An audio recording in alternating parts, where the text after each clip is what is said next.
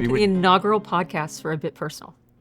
The inaugural? Yeah, the inaugural. You're the first one. So I'm the first? You were the first that I asked, and you said yes in 1 second. Oh, dear. So you regret you said yes? Well, I didn't realize it was going to be a bit personal. Yeah. Yeah, we're going to go deep. Okay, well, We'll just see. keep it nice and shallow. You like that better. Anyway, so the concept of the podcast is that the general public is really very interested in people like you that are determining the future of technology, which is the future of their world, right? So let's find out what your values are, your personal story behind your public success. You like that concept? No, not really. Yeah? Not really, but I'll You're go a along celebrity. with it. People want to know about celebrities. I don't see myself as a celebrity, and I'm not a celebrity. I just happen to run a very important company, and I'm the CEO of one of the most successful technology companies in history. We made some good decisions a long time ago. 1993, we wanted to reinvent computing, and we had a perspective about how computers ought to be built. And it was a not very popular view for a very long time, and it was rather controversial, in fact. And everybody thought that microprocessors and CPUs, and this is the time you and I met. Yes. I mean, most people don't realize. I mean, the audience probably don't realize that you and I met 1994, probably 1993, late. That kind of stuff. Right. And so, NVIDIA was trying to do then what we're trying to do now: reinvent computing. And at the time in Silicon Valley, as you know, it was during the era of CPUs and Moore's Law and the PC revolution. Mm-hmm. And in fact, all of your early customers, right, were all PC chipset startups. They were the formation of the fabless semiconductor industry. Cirrus Logic, S3, Western Digital, Trident. Remember all those companies? All of them, yes.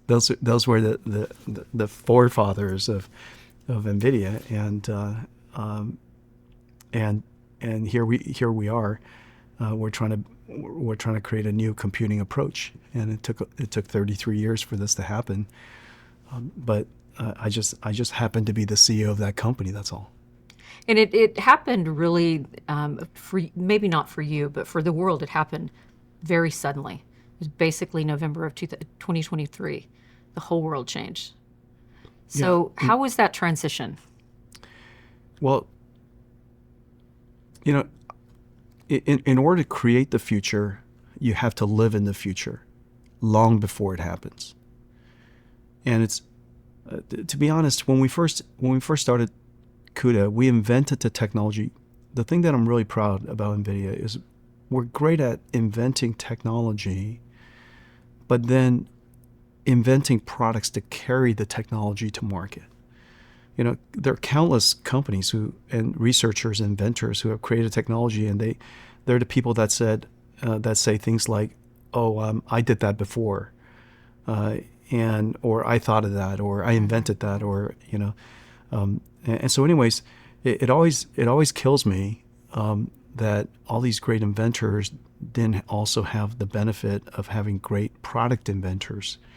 These are the innovators that take these inventions that then invent products to take it to market, but then you also have to invent strategies to take it to market. Right. And then you have to invent, in fact, even the market. You have to shape the market to receive your products that you invented and the strategies that you developed. And NVIDIA was really built to be a company that can invent technology, invent products, invent strategies, and invent ecosystems and markets. And we've done that repeatedly. And so I think in a lot of ways, I've been living in this future for a long time. Mm-hmm. There was a strategy a long time ago. We don't do it as much anymore, but it was called CUDA Everywhere. And people tell stories of me schlepping CUDA, to universities and startup companies and established companies, and I schlep CUDA everywhere. And sometimes there'll be an audience of literally 3 people, and I would pull out back then, I'd pull out my laptop and present CUDA and tell them about why this is going to change the world. And I visited researchers and laboratories and went to conferences. I put put on more CUDA miles than any human in the world. And so I, for a long time, I've been living in this future. You tell the story long enough, you kind of feel like it's happened. And so I think all of this is still a great delight. And, in my mind, it's not surprising, because the first principles that we built the company on are fundamental principles. They're not based on a hunch, or it's not based on, a taste, or it's on fundamental principles of computer science. And so what is happening now is in a lot of ways inevitable. The thing that I would say, though, is that by making something go incredibly fast, if you make something go 1,000 times faster, or 1,000 times larger, or 1,000 times smaller, whatever that is, some phase change happens. And that phase change and the result of that, the state that it results in, is surprising. Okay. And so I think in a lot of ways, we knew that deep learning could be a lot larger. Which is the reason why we pivoted the whole company behind it. We knew that AlexNet couldn't have been the end of it, and that the architecture is something that's quite scalable.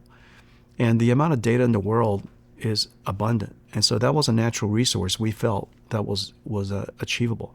The one technology that I knew was going to be an obstacle to us was unsupervised learning, or self-supervised learning, that the computer could learn by itself without human labeling, because humans would be the bottleneck.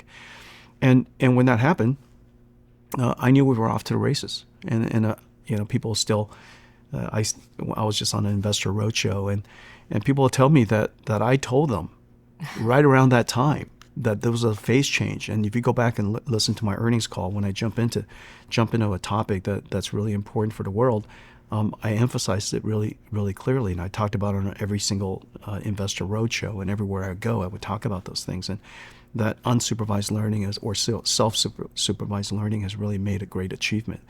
And then then the scaling laws were unleashed, and then we were boom, off to the races.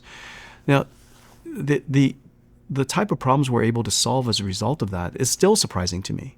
Because you knew the phase shift would come, and you knew the platform shift would come, but as a result of all that, we're now learning the language of proteins, and we're learning the language of cells, and we're learning the language of, quantum, and we're learning the language of all these representations of all these different things, and the language that we used to represent information in the past is now being reinvented. Everything from geometries and textures to now 3D Gaussian splats, and all of these different representation. It's kind of like all of a sudden we became so smart that the English language actually got changed.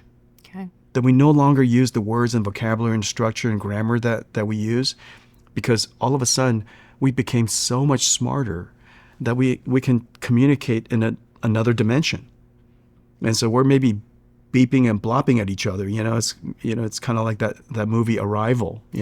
All of a sudden we're just looking at shapes, and the amount of information just looking at shapes, allows us to communicate in a much, much deeper way, and much faster way. And so it's incredible that we're not only solving problems that are completely unimaginable before, and we're doing it at a speed now. What used to be Moore's law time, NVIDIA law time is completely, right. It's 1,000 times faster. And so the next 10 years is going to be extraordinary. That I think that's exciting. So the kind of confidence that it takes to do what you did, to be able to see into the future and be absolutely confident that it's going to happen. So we, as you said earlier, we met in 1994. So I've been the same since. I know. Yeah. I was in my 20s. Maybe you're a little bit older than me, hopefully. I was 29 when you're 30 when we met. Yeah. So I remember our very first meeting at the headquarters in Sunnyvale, Tyros Way or something. Yeah, exactly. And it's a massage parlor or something like that. Yeah. Acupuncture parlor. Yeah. That makes sense. Anyway, I was interviewing you for a magazine, and I said, so Jensen, are you worried about sort of the rotating door in Silicon Valley, people coming and going? Because a lot of CEOs are complaining about this. And again, you're 29 or 30 years old, and you were like, Jodi, NVIDIA is neither a church nor a prison. You don't have to come and you don't have to stay. And I remember being so impressed by that. It's like, who is this guy? Such confidence and such wisdom at a young age. And I remember Morris Chang has a similar story when he first met you, that you immediately said, I'm going to be your biggest customer or one of your biggest customers. And he's like, wow, that's a lot of gumption. So where did that confidence come from at such an early age? Well, it's rough to know everything, I'm just kidding. No, by the way, Morris will be happy to know NVIDIA is TSMC's largest customer now. Yeah, I'm sure he's very proud of you. Yeah, and I'm proud of him. We were his largest customer during the PC revolution. Okay. And now we're his largest customer again, and I'm very happy about that.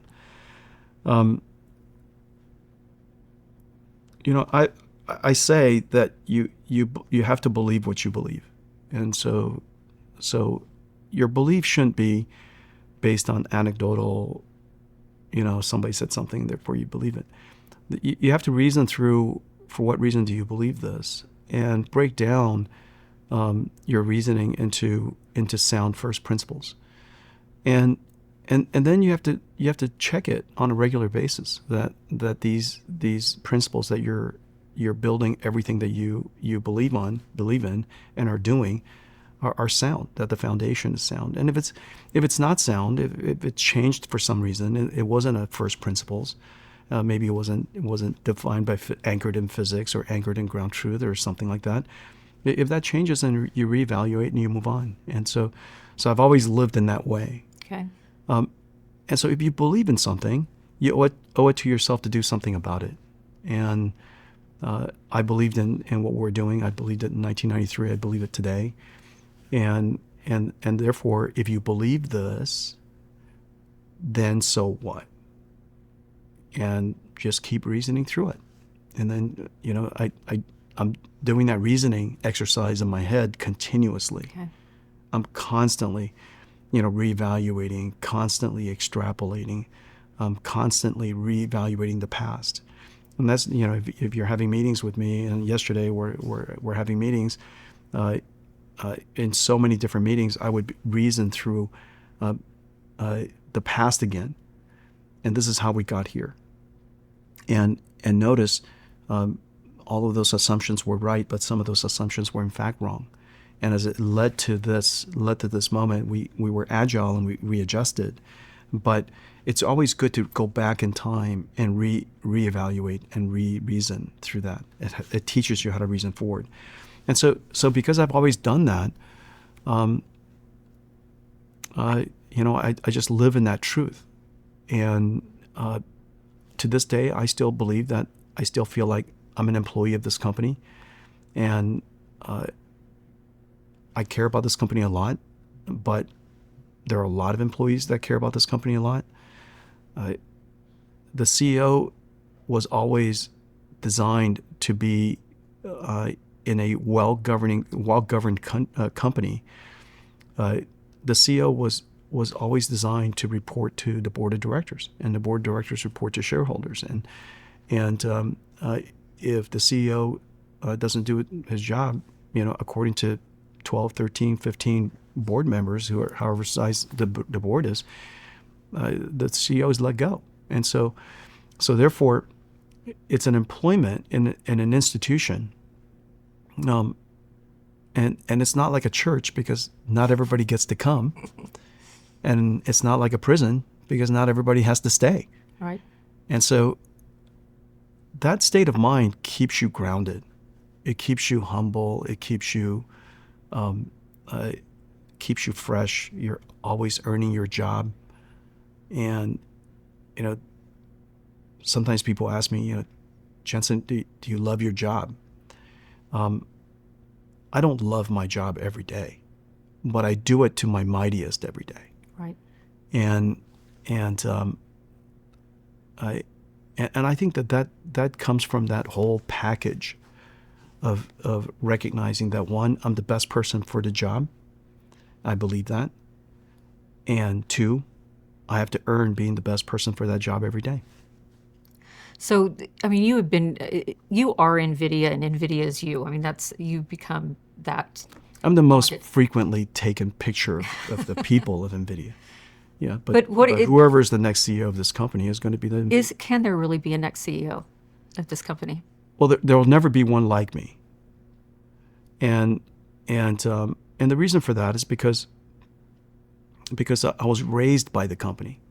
You know, when I first started NVIDIA, I didn't know anything about being CEO or a strategist or product maker or, you know, industry creator or, you know, I didn't know how to do any of that. I didn't know how to raise money. I didn't know how to talk to shareholders, understand the sensibility of shareholders and policymakers and, you know, country leaders and company leaders. I didn't know any of that. I didn't know the sensibility of employees and how to create a culture and what does it even mean to say culture.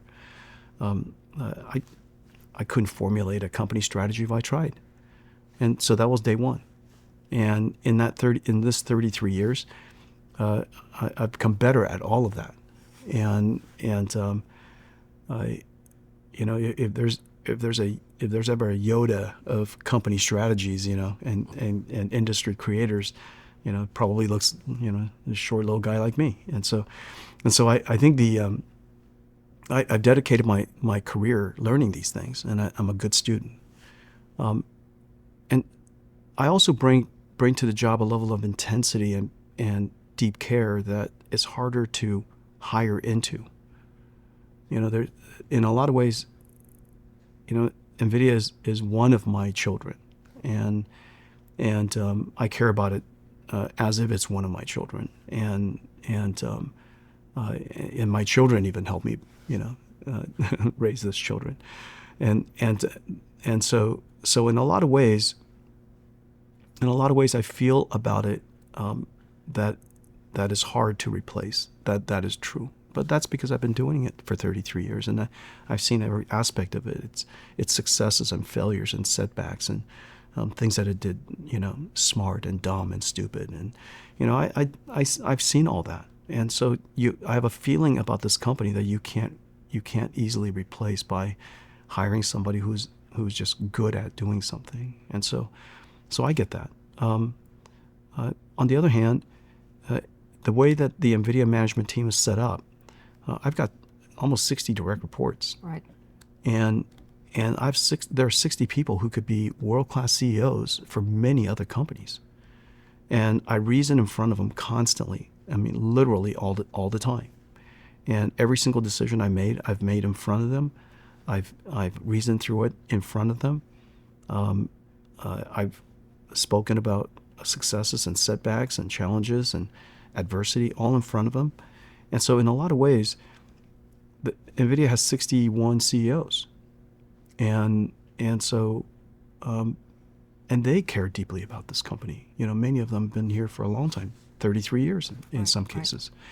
And so I think NVIDIA has just been built like no other company ever has been built. And it also speaks to our resilience like no other company will have. So obviously that kind of structure that you have is very legendary in the industry now. Everybody talks about it, these nearly 60 reports. So in order for that to work, those people have to be exceptional. Yeah. Okay, and not just brilliant, because there's a lot of brilliant people in Silicon Valley. They have to be exceptional specifically for NVIDIA. Yeah. So tell me a little bit about how you curate those people. And then secondly, there's been many times that you didn't hire in a position until you found the right person. And I'm thinking specifically of Colette. Mm-hmm. You interviewed 22 CFOs before you hired her, and now she's a legend in her own right on Wall Street. So maybe how did you choose her, and how do you curate those types of people? What do you look for? An empty chair is better than a chair filled with the wrong person. And so I'm never in a hurry. The company will keep moving on. And whether it's a missing CEO or missing, VP of anything, the company will keep moving on. And so you just have to have the confidence of what I just said.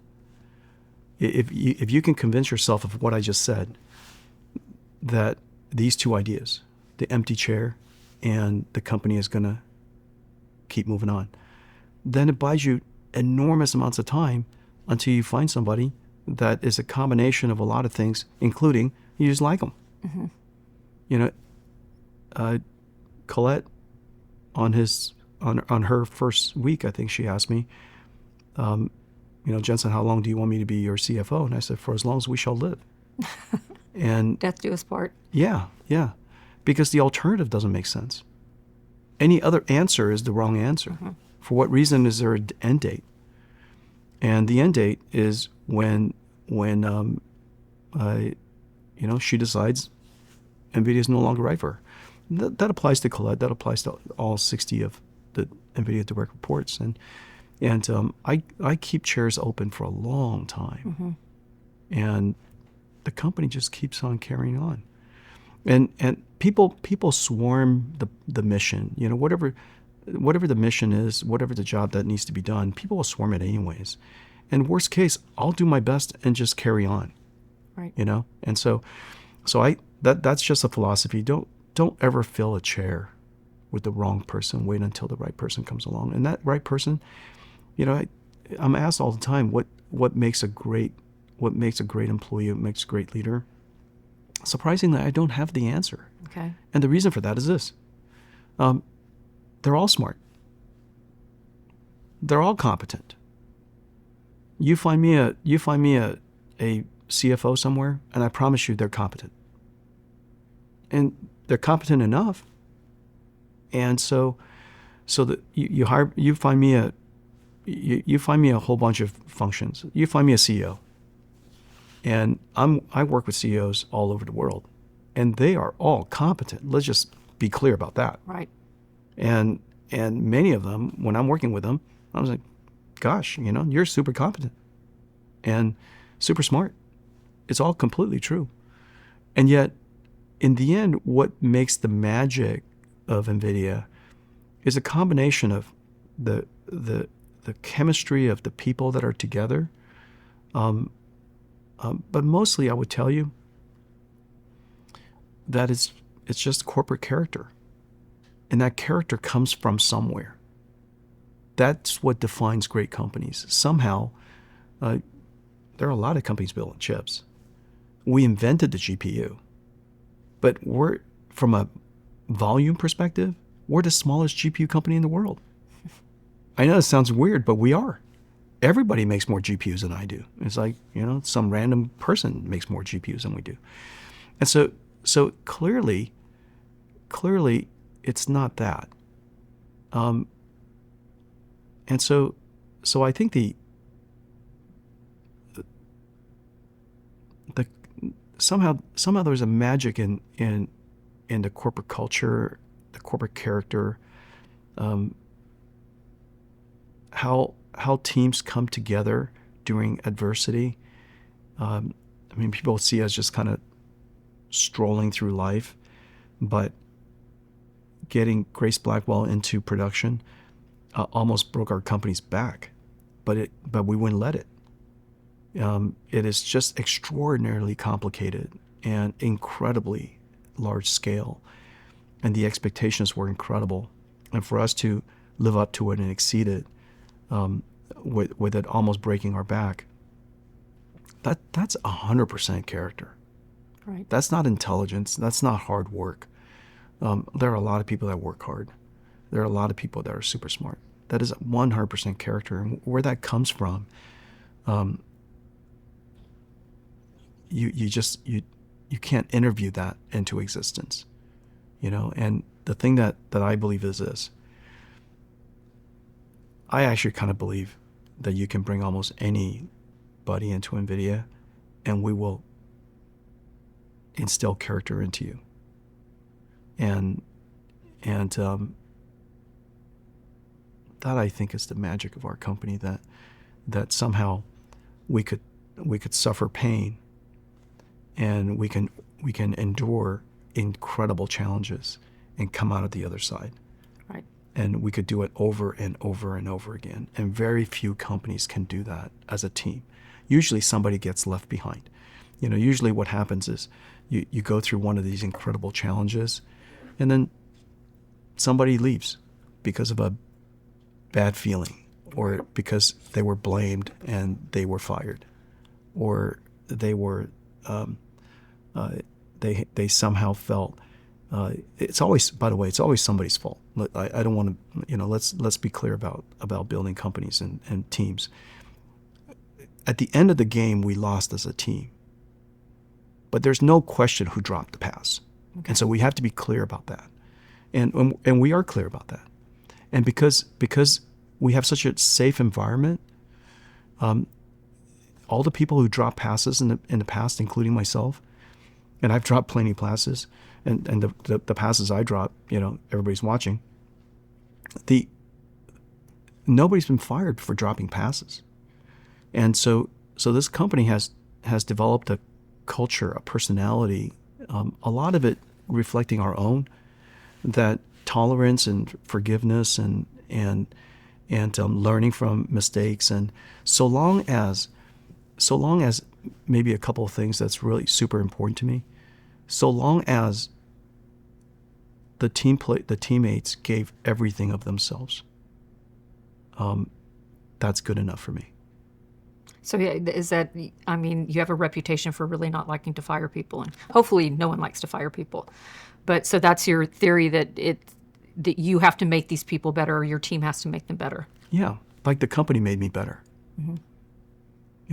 I wasn't then what I am today, and what I know today, no volume encyclopedia could hold it. And if somebody were to ask me what did I learn over at NVIDIA and write a book, I wouldn't even know where to start, and so this company gave me the chance to become what I am. And this company also gave the entire management team the opportunity to become what they are. And I got to tell you, 100% of those 60 people are different today than they were when they started. Mm-hmm. I can tell you they're great today. We were fine in the beginning. We're good in the beginning, like anybody else. And so the company tortured greatness out of us. And the company forged incredible character into us. That's the magic of this company. Mm-hmm. That you could do that, not lose the person, and the company not giving up on you simultaneously. That's our greatness, I think. And can you hire people into that? Yes, I believe so. And I've proven repeatedly that we've done that. And the people that come in, they're good. And I see them and I'm good, and they're good. So long as I enjoy working with them, they can't be a jerk. And so long as they can't be self-serving, they can't be, I can't work with people that can't answer simple questions. That's my trigger. To the extent that they really want to be part of the team, they can be transparent, they can be vulnerable, and they can learn. They don't have to know it all. They just have to learn it all, and to the extent that all of that is true, we'll forge greatness into them. This episode is brought to you by GSME. GSME is a leading global provider of tailored silicon solutions dedicated to empowering semiconductor and system companies with cutting-edge technology and unparalleled expertise, founded in 2022 by Farhat Jahangir. Its comprehensive range of services include end-to-end chip design, full turnkey manufacturing capabilities, rigorous quality assurance, and strategic incubation to help its partners bring innovative products to market. At GSME, they are committed to transforming semiconductor manufacturing landscape by optimizing processes, accelerating product development cycles, and ensuring faster time to market for next-generation applications. GSME gives full visibility of the supply chain to its customers. Now, back to the episode. So you talk a lot about pain and suffering as kind of building blocks of NVIDIA. And that's our secret sauce. Yeah. And you've said before that. Yeah. Come work with me. That's my gift. Yeah. It's very attractive. Yeah, exactly. Yeah. So what do you think about, I mean, if it's you're true, a young right? person out there. It's so interesting. It's true. It's true. When people ask, why come work at NVIDIA? Pain and suffering is a big part of it. Right. Was there ever any sort of sacrifice that you made that was too big for what you accomplished at NVIDIA? No. Everything was worth it. You have to do it right. I think I was fortunate. In my case, I was fortunate because Lori Madison Spencer were kind of, grew up with the company, and I was fortunate that Lori always had a great interest in the company, and she didn't meddle, but she knew everything about the company. Mm-hmm. She just, dedicated herself to read everything, learn everything, and always be there. And she's never missed an event. She's never even missed one of our campy little shareholder meetings back in the old days when we did it live. And so her interest and dedication to supporting the company and me rubbed off on the kids, and the kids read everything, watched everything, came to everything. They probably listened to more bad speeches of mine than any human ever, and the pain and suffering of that. And so I was fortunate that they had the interest in the company and loved the company the way I loved the company, and so my sacrifices for the company, probably for that reason, didn't translate directly into a sacrifice for them. Mm-hmm. I missed most of the karate tournaments, and I missed most of their practices, and most is too generous for me, but I would say nearly all. And back in the old days, we didn't have smartphones, and so the definition of going to work means going to work. And it meant missing every dinner. It meant missing every weekend. And so,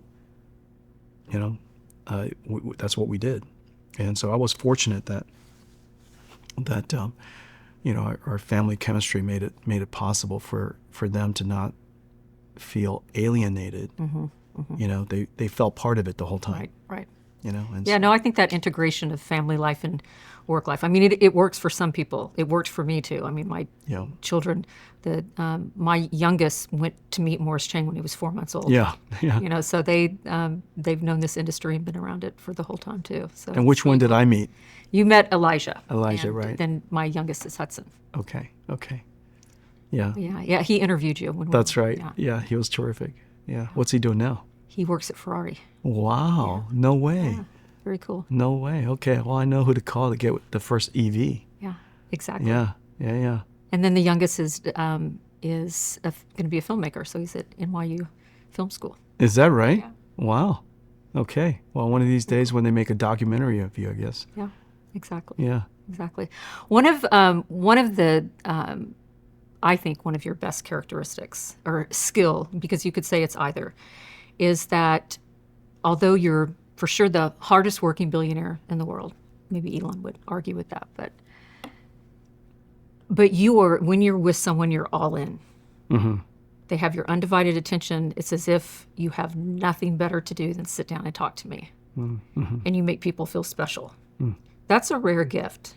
So tell me a little bit about that intentionality and what others can learn from it, because I think it's one of the most important gifts. Mm-hmm. Or again, skills. That. I'm not sure which it is. Mm-hmm. I appreciate that.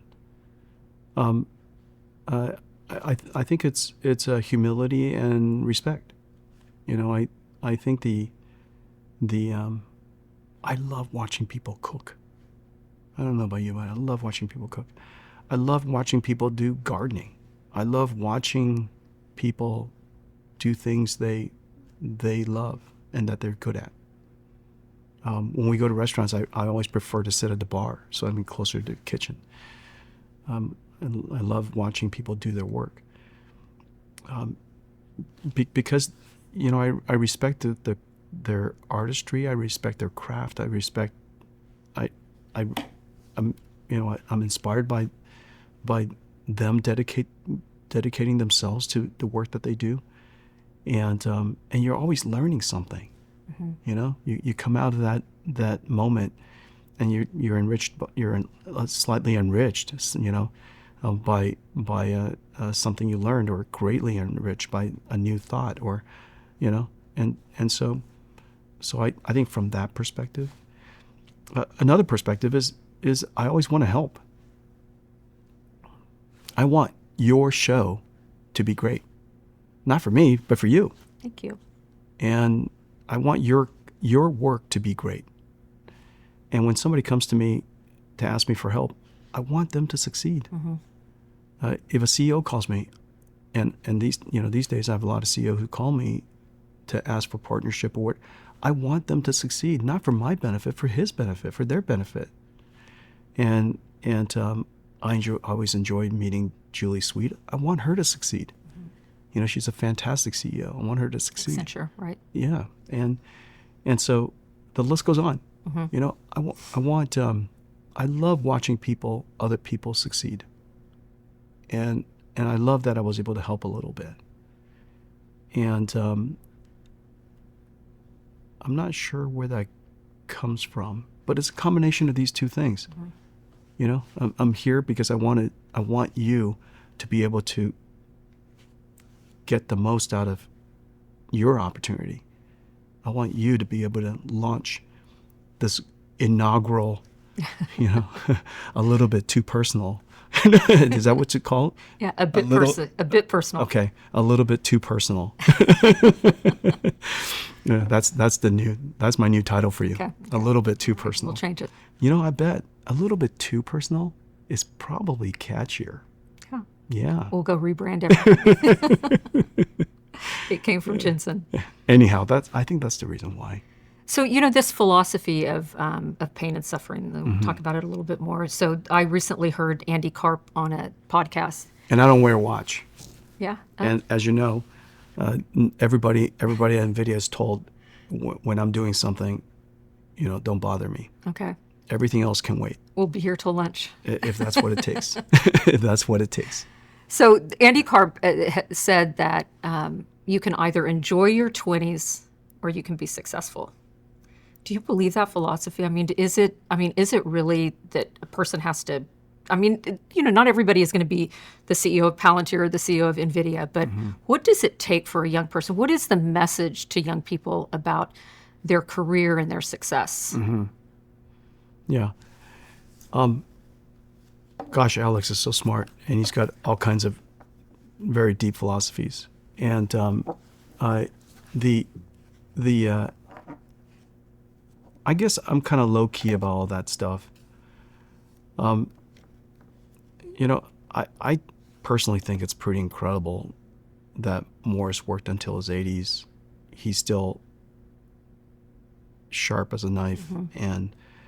and that, if there's a definition of a late bloomer, look up late bloomer in Wikipedia, it's probably going to be, picture of Morris. And so how's that a bad thing? That you get to enjoy the most productive times of your life, and you get to do it for 50 years. Mm-hmm. And if that's the case, and I'm kind of that same cut. I would really love that I'm doing something productive rather than, the clichéing things, I'm going to go travel the world for the rest 20 years of my life, or which is fine, which is fine. But I'm traveling the world now. And I also think that during our 20s,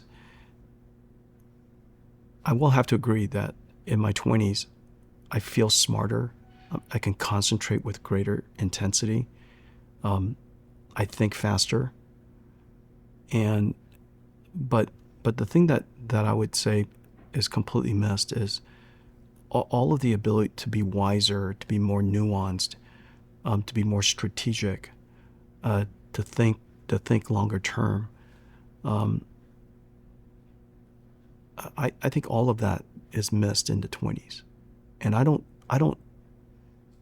know how you learn those things by not living those things. You could always repeat those things by reading it. Mm-hmm. And you could always, these days you could always watch YouTube and if you're sufficiently empathetic, you could kind of,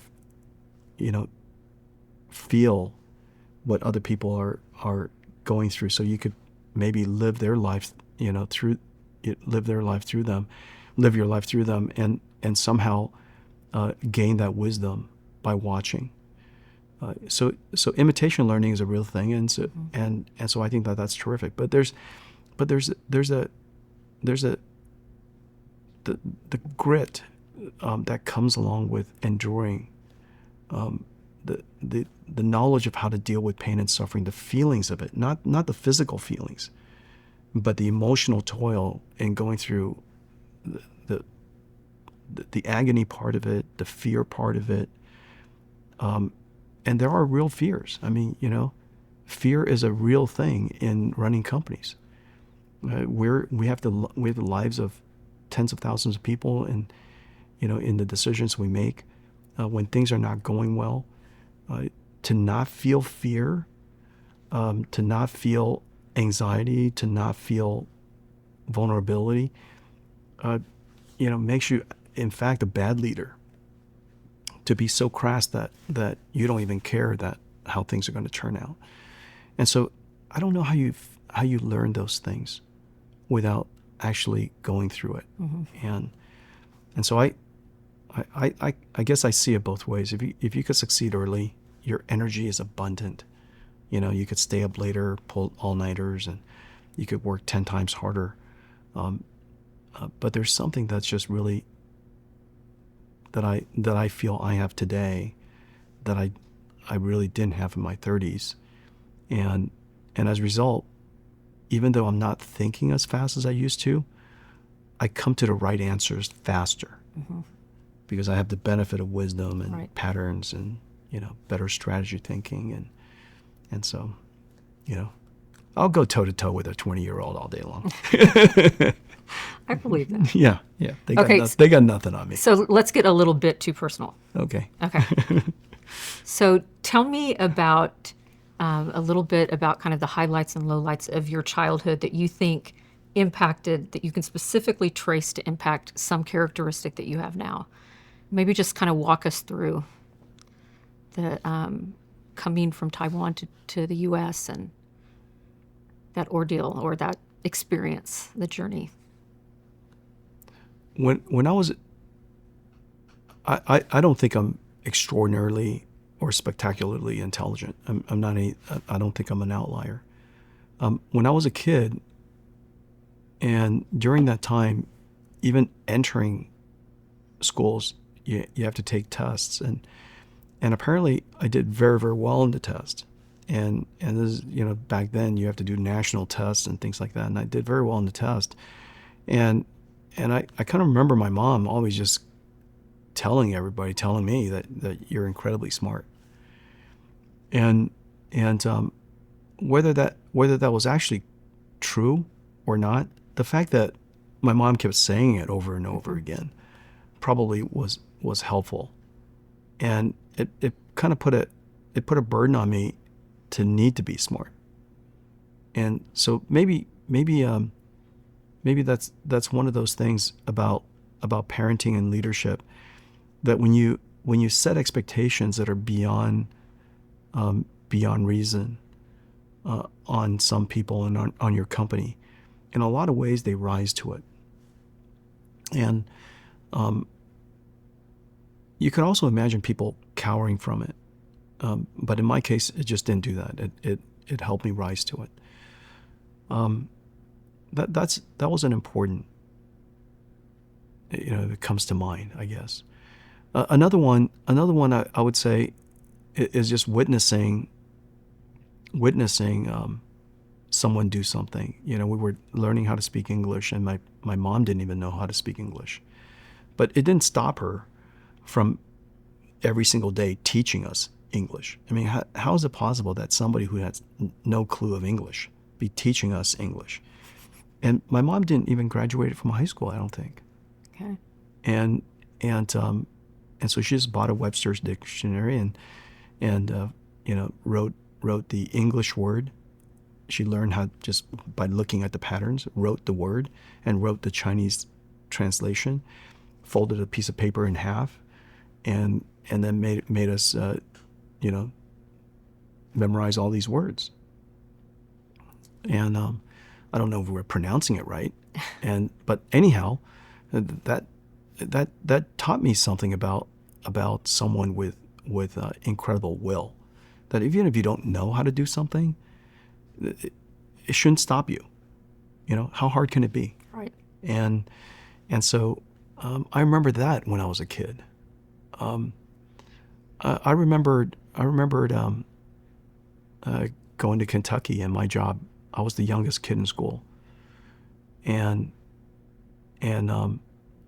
Oneida Baptist Institute is on top of a hill, and every day I had to walk down this hill and cross a river, and then cross a really large field, and then there's a little school there, and that's where I go.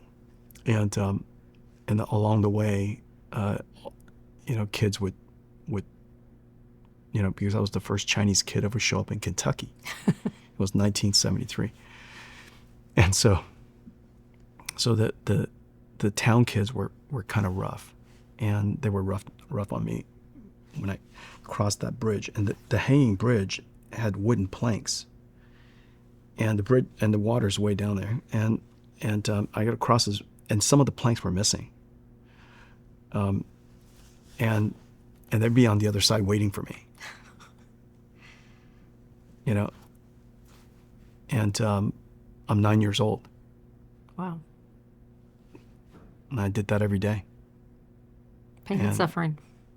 You're 9 years old. Here's a river. Here's a hanging bridge. Wow. Wooden planks. Some of them are missing. On the other side, that's the worst news. You live to make it across the bridge. Yeah, that's when you're in trouble. Then you're in trouble. Right. Yeah, but I did that every day, every morning, and then in the afternoons I come home and my job was to clean the bathrooms. Every kid had a job. My older brother, he was 11. His job was to work on the tobacco farm, and that was my job, clean the bathrooms, and I did that every day. And think any of those people know where you are now? The president of Oneida Baptist Institute just sent me an email. They send me Christmas present every year. Okay. And they send me, they know I love sausage and gravy and biscuits. And you learned that in Kentucky. Oh yeah. Oh my gosh. And when I went back, I think it was my 45th birthday or something like that. My family took me back there, and the cafeteria ladies that cooked when I was there, they're still alive, and they came back to cook a meal for me. Wow. Yeah. That's incredible. It was incredible. Yeah. They made Kentucky sausage and gravy and biscuits. It was delicious. So did your parents get to see your success? Yeah. They're still around. Okay. They're great. Oh, good. Yeah. I just saw They're so proud of you.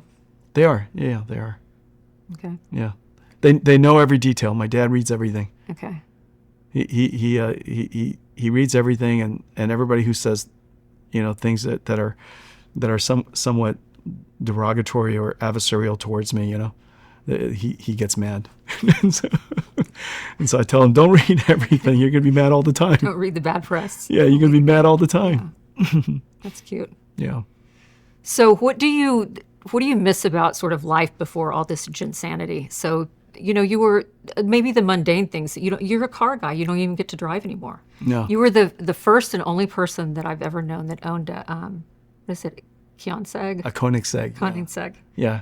Christian's an amazing architect. He's an amazing designer. That's a great car. Yeah. When you turn it on, it sounds exactly like a Batmobile. Wow. Yeah. And it's like a 7-step process to turn it on. because it's that powerful. You can't just let anybody turn on. Wow. Yeah. I don't have it anymore. Okay. No, I don't drive anymore. Right. You miss that? Yeah, a little bit. Yeah. Yeah. It's kind of cool I still look at the cars, the new Ferraris, and, I still enjoy looking at them. I think they're pretty terrific. Yeah. Yeah. Great feats of engineering. They really are. It's amazing. I've been to the Ferrari factory, and it's amazing to watch. And to learn that what started out as an industrial instrument, equipment, then evolved into, our largest consumer consumption, and then now many of these are pieces of art. They are. Yeah, they're incredible. Yeah, so it's great to see that. This episode is brought to you by Maverick Silicon. So if we're sitting here 5 years from now, podcast is hugely successful because of this inaugural podcast. So what's the world look like in 5 years from now? And what's going to surprise us the most about what the world looks like? So if we go back to first principles, and then we gauge it with pragmatism and practicality, and then all the sensibilities about adoption of technology and the impact of technology. There's several things that I would say. I think, first of all, the work that we're involved in and what NVIDIA's work in and artificial intelligence and the rest of industry's work in this area, there's no question that the computer will completely transform from something that we program to something that programs itself with a great deal of guidance from us. And so we still have to tell it, what do we want you to go learn? And so in the past, we would teach a computer Japanese, but in the future we would tell the computer to go learn Japanese. And so now the way that we use computers will be transformed. Of course, the computer will be able to deal with problem sizes that are 1 billion times larger than anything we're working on today. And so in a way, we can't even comprehend what that means, because coming up with a solution is one thing. Even formulating a problem in our head to go solve is a completely different thing. And many problems, many solvable problems, are limited by our own imagination about how to formulate the problem and how to think about the problem. And so the size of the problem that we can engage, whether it's the complexities of digital biology, or the complexities of physical sciences or quantum physics, or all of the things that are material sciences, that's going to be easy. All of the type of things, even mundane things like traffic jams, a lot of these things are going to be largely easy. Smart grids, there's so much waste in the grid. Artificial intelligence will go figure out how to deploy energy, just enough energy. Okay. And instead of over provisioning energy, we've got a lot of energy that's wasted. And so the idea of AI being able to solve those, what is largely going to be mundane problems, is going to be quite incredible. And so every field of science will be affected. Every hard problem today will be turbocharged. And when the tool is way faster, then the problem looks way smaller. And so let me give you an example. If an airplane were to travel, Mach 10, then obviously the world becomes a smaller place. Mm-hmm. And because of jet planes, we made the world smaller. The world used to be a lot bigger. Right. And so it's the same thing with the computers NVIDIA makes. Because of what we make is so much faster, we made every problem smaller, to the point where one day researchers at OpenAI said, hey, why don't we just take all of the internet data and just give it to this computer? Because all of a sudden, all of the world's internet data looks so small. These days, when we look at all of the world's internet data, it looks tiny to us because the computers have become so fast. And that attitude will pervade almost every field of science. Okay. Back in the old days, everybody goes, wow, this is a really hard problem. Now it's going to look really simple. And so in 5 years' time, that is going to be the state of mind of every scientist, engineer, entrepreneur, innovator. All of those hard problems now just look really simple. And so as a result, we're going to solve more problems. So that's one outcome. Another outcome, of course, is that companies will be incredibly productive. What are hard problems today are going to be simple problems tomorrow. And so managing our supply chain will be way easier, so we have hardly any waste.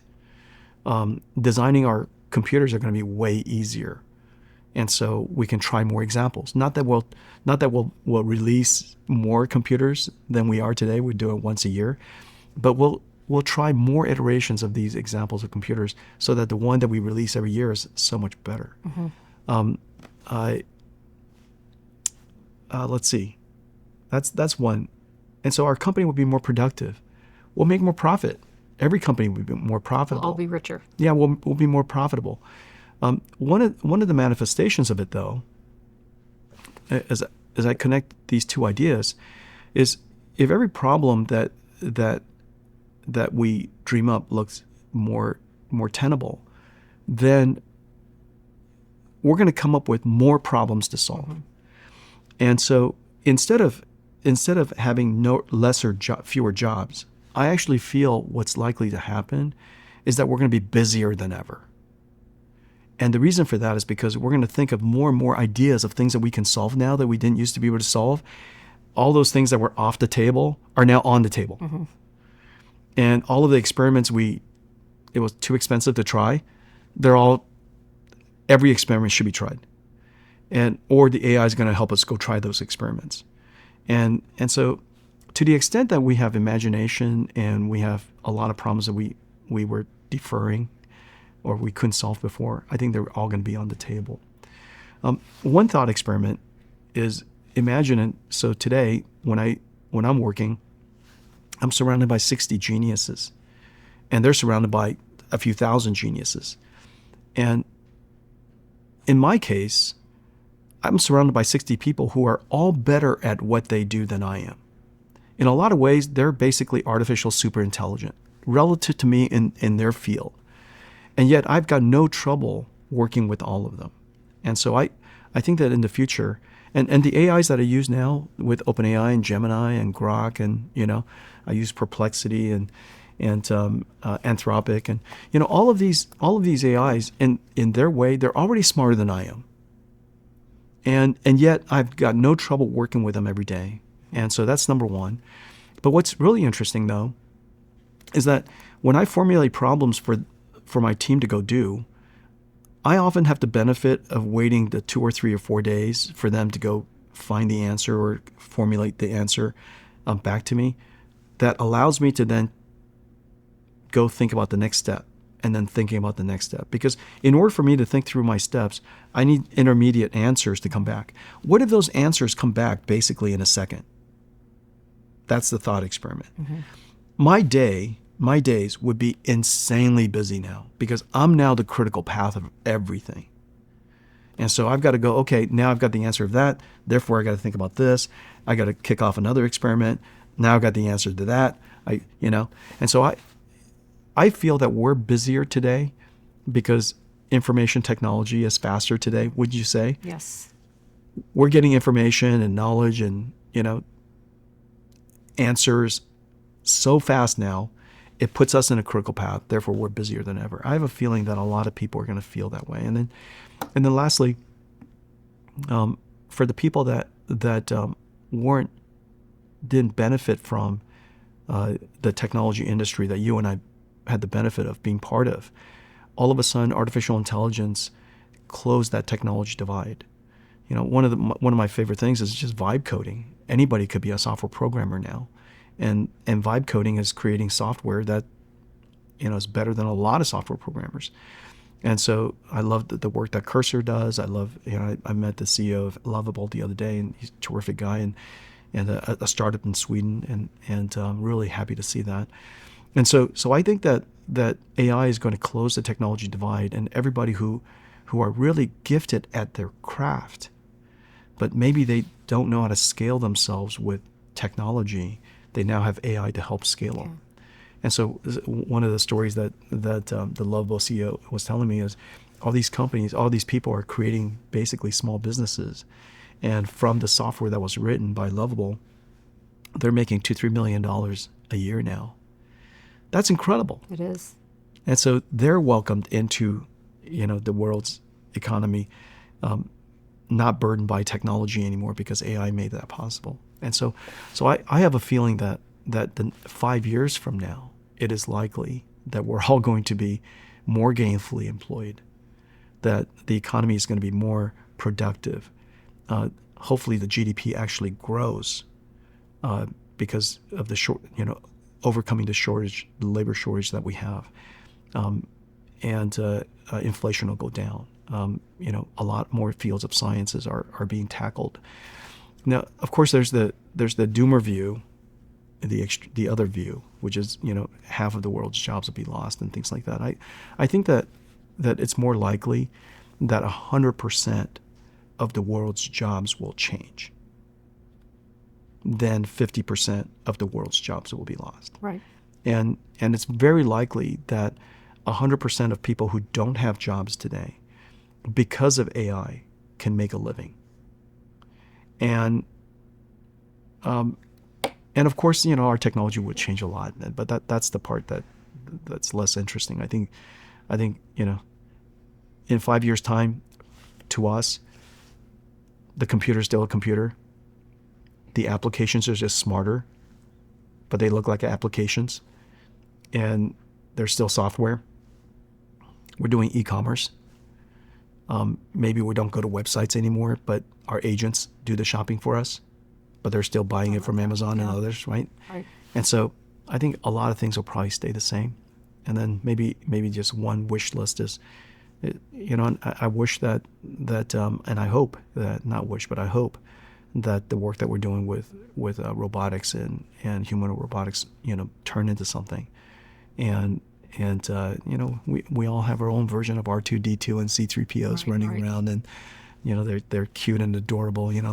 During GTC, my at the end, I always have the Disney robots on stage, and how adorable are they? And why shouldn't everybody have them? And I hope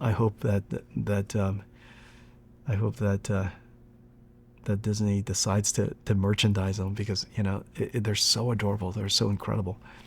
My pets need pets, right? And so Momo and Kuma needs their own version of pets, and so I hope that happens, because there are a lot of lonely people, and I actually have been approached by several that hopes to have robots that they can interact with at home, because they're living by themselves and they're getting older, and and so there are a lot of different reasons why these robots could be quite helpful, and not to mention they're just adorable. And so that's an extra bonus of all the things that we're doing. Someone to cook and clean. Will you watch them cook will you enjoy it as much when the robots are cooking? Well, the answer is yes. And the reason for that is because I have all the resources today to not cook, and yet I do. Yeah. Right? Right. And so I don't have to, I choose to. And we could be surrounded by all kinds of staff, but we're not. Lori and I are just by ourselves, and she made chili last night. It was really terrific, and she made it by herself. And we'll probably continue to do all that. And our favorite moments are my single favorite moment is when the kids, come over and we're all cooking and enjoying cocktail, and that's the perfect day. Great bonding in the kitchen that goes on. Yeah, that's as good as it gets. Yeah. That's what we do all this for that moment. That's exactly right. Yeah.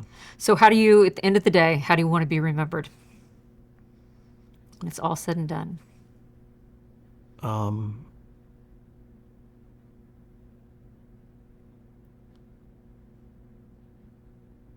first of all, it's nice to be remembered, and I'm fortunate that because of what NVIDIA has done, and what we've built, and the impact that we have in the single most important technology industry in the world, the most important instrument of humanity, computers, that NVIDIA will likely long beyond me be important to the world. And I was fortunate to have been a founder with Chris and Curtis. I was fortunate to have stayed on top of the pile, and continue to learn and not be the reason the company went out of business, but oftentimes the reason the company stayed in business. That I built something that is quite consequential to the world. That it wasn't just consequential to an industry or to a community, but a company that's really genuinely consequential to the world. Not many people in the world get to say that. Right. That I was the founder, and I'm here, enjoying this and doing this. That the company turned out to have been what it is, and to have the impact on so many other industries, literally every single industry in the world. To have employees that have been here for 33 years and their lives enriched. Second generation and even third generation employees are now starting to work here. That we're able to grow an employee base, around the world. That they're in Israel and be able to share with them, their desperation and then now their joy and their hope and to share with them their sorrows. And not many people get to say they're not many get to experience that and to be part of that. And then build an employee base all over the world. And in China, I'm proud of them. Our employees in Taiwan, I'm deeply proud of them, and all of our employees in India, I'm so proud of them, and our European employees, and so my Canadian employees, we're growing a large Canadian base, and one of these days, I'm hoping that NVIDIA gets to extend ourselves into the global South. The rest of the world that wants to be part of what we all enjoy today. I was just talking to somebody yesterday about the work that we're doing in Africa and the work that we should be doing more in Latin America and in Southeast Asia. I'm so proud of the impact that our company has. And so, how do people remember me? They'll probably remember me as a founder and builder of NVIDIA. That's probably and a good guy. Well, that goes without saying. He has a funny guy. He has a great sense of humor, and he doesn't take himself too seriously, and he in a lot of ways, I'm still a reluctant CEO. I like being inside the company more than I like being outside the company.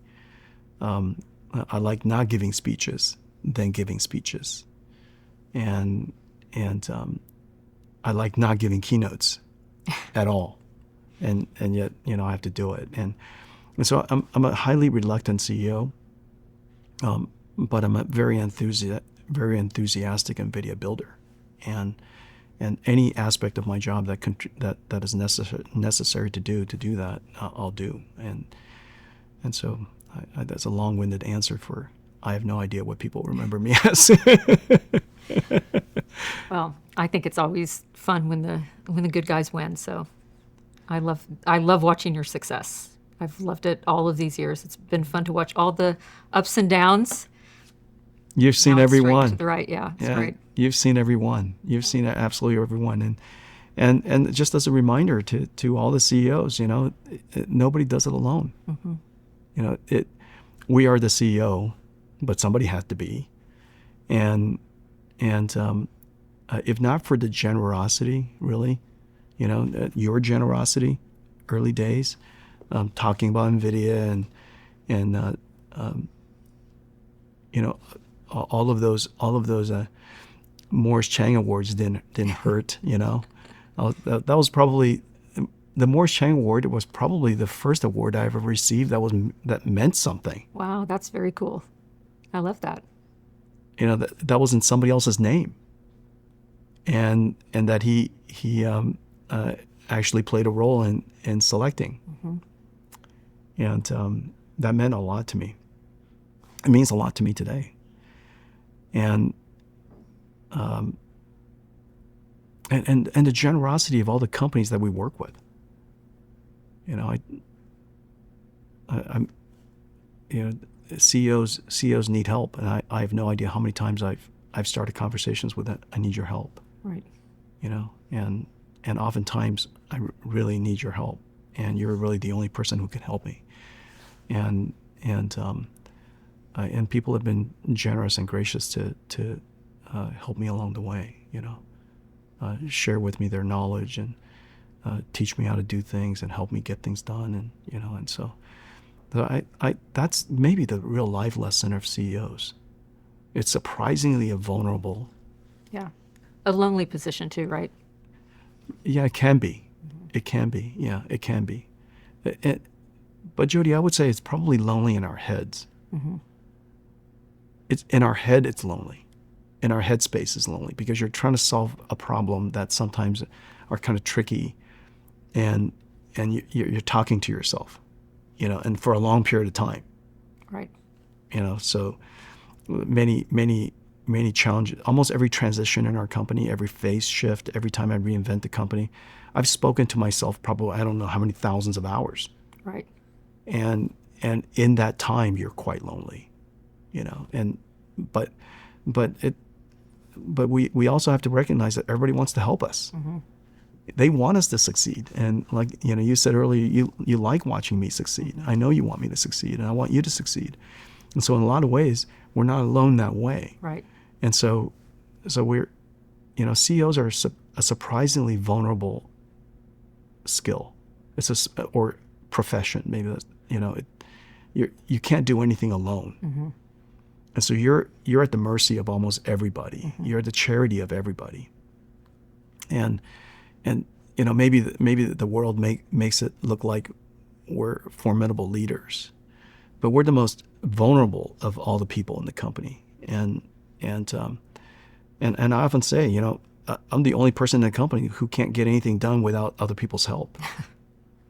Yeah. And that I think that's true for most CEOs. And so that's the learning, maybe, you know, that CEOs are more vulnerable than they allow themselves to feel. But I got no trouble with that. I've got no trouble feeling vulnerable. This episode is brought to you by Morgan Stanley. Morgan Stanley celebrated its 90th anniversary last year, and its tech investment banking team has prided itself in working with the most innovative entrepreneurs and leadership companies for decades. During that time, they've led IPOs for hundreds of tech companies, including Apple, Arm, Astera Labs, Broadcom, Cisco, Facebook, Google, NVIDIA, Salesforce, and Uber. In addition, they worked as a trusted advisor and executed thousands of M&A transactions for some of the most industry-defining deals in technology. Throughout the years, Morgan Stanley's tech investment banking team's success has been achieved by dedication, consistency, and a North Star purpose of helping its clients to maximize their opportunities and overcome their challenges. Now, let's get back to the episode. Okay, so I'm about to wear out my welcome, I think. I've been here Why are people... they've been taught to not do that. No one has. I'm just kidding. So we're going to end on some rapid fire questions that I call the last tape out. Wow. Okay. Don't tell me. Don't. The first. Don't tell me when my last tape out is. See, now I'm holding myself because this is the part I don't like. Okay, go. Who's the smartest person you've ever met? Who's the smartest person I've ever met? I can't answer that question, and I know what people are thinking. The definition of smart is somebody who's intelligent, solve problems, technical. But I find that that's a commodity. And we're about to prove that artificial intelligence is able to handle that part easiest. Right. Yeah. And so as it turns out, let me give you another example. Everybody thought software programming is the ultimate smart profession. Look, what is the first thing that AI is solving? Software programming. And so it turns out that the definition of smart is very different than most people think. And I think long-term, the definition of smart, and my personal definition of smart is someone who sits at that intersection of being technically astute, but human empathy and understand and having the ability to infer the unspoken, around the corners, the unknowables. People who are able to see around corners are truly, truly smart, and their value is incredible. To be able to preempt problems before they show up, just because you feel the vibe, and the vibe came from a combination of data analysis, first principle, life experience, wisdom, sensing other people. Mm-hmm. That vibe, that I think, that's smart. That I think is going to be the future definition of smart. And that person might actually score horribly on the SAT. Right. And so, anyhow. Okay. What's a misconception people have about you?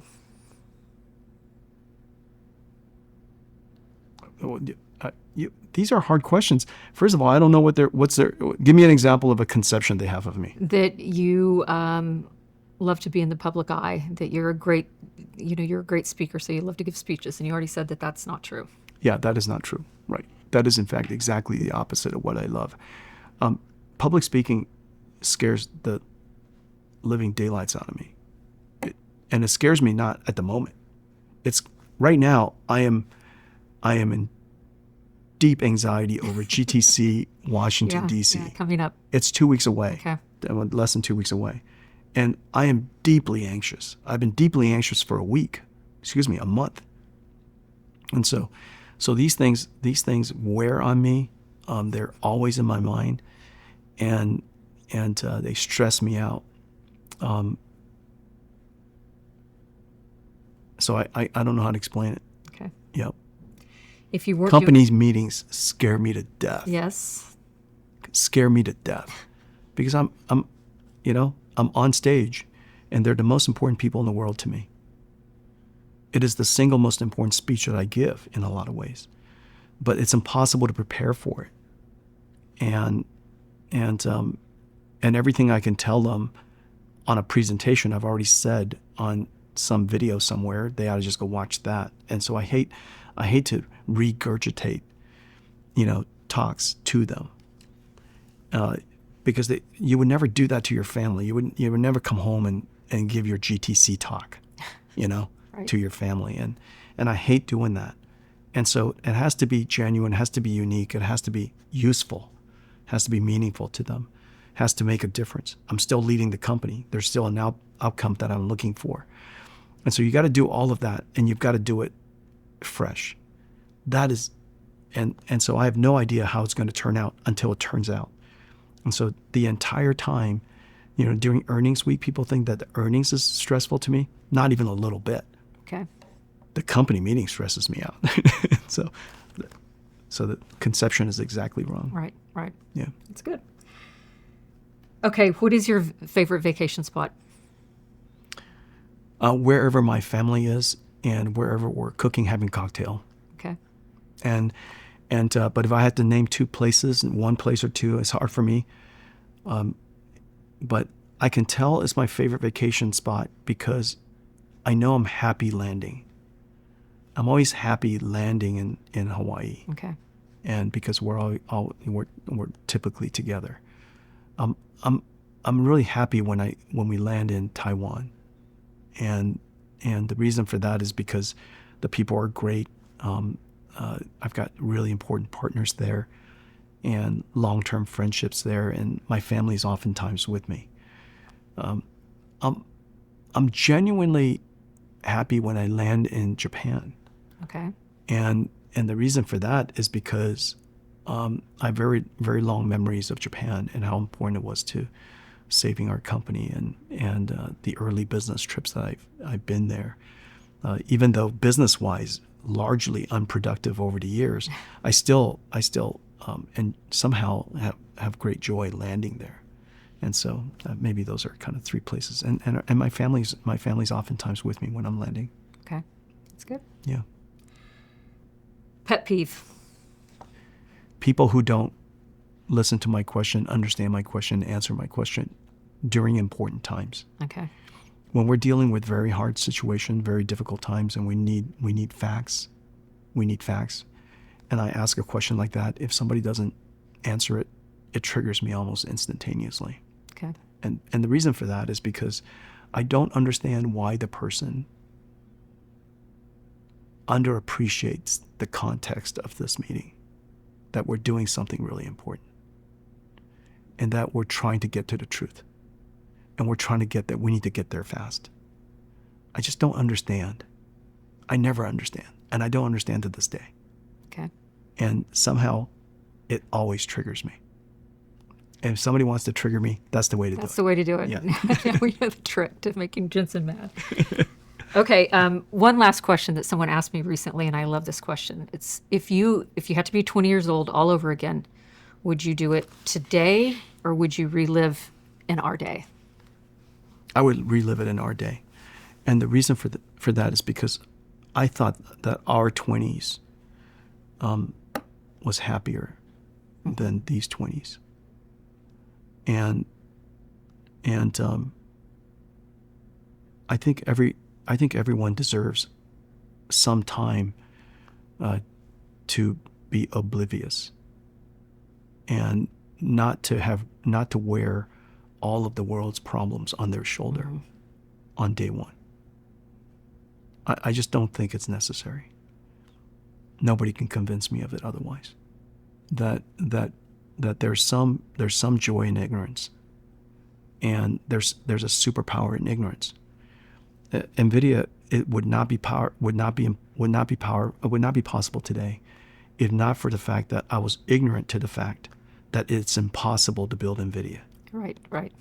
In fact, it's impossible to build NVIDIA. You can't build NVIDIA. You just can't. But nobody can convince me otherwise because I didn't know any better. And I think that optimistic people, you can't convince them that they can't make it better. They're so ignorant. They're so oblivious to the truth that they are optimistic. How is that a bad thing? And I feel that we're raising a generation of very cynical, too informed. They're cynical not because they're inherently cynical. They're cynical because they just see so much stuff. Right. It's too much stuff. There's time for that. You know, we have to build up some internal reserve of optimism. We have to build up some internal reserve of goodness, that you see only the good. You have to find a way to build up that muscle. Yeah. We had the opportunity to do that way more than people do today. Yeah, for sure. And we did that in our 20s. Yeah. When we're optimistic, we're superhuman, and everything was possible, you know. And so that I would choose my early 20s. Okay. A good note to end on: ignorance is bliss. Ignorance is bliss, yeah. And ignorance is a superpower. And anybody who tackles a new adventure, if not for ignorance, they would think it's too hard to even engage it. And I'm really really quite fortunate to have been so informed. I was informed and hardworking. I had some capabilities, but the ignorance was helpful to me, and I approached everything with this attitude: how hard can it be? Mm-hmm. Now it turns out it's really hard.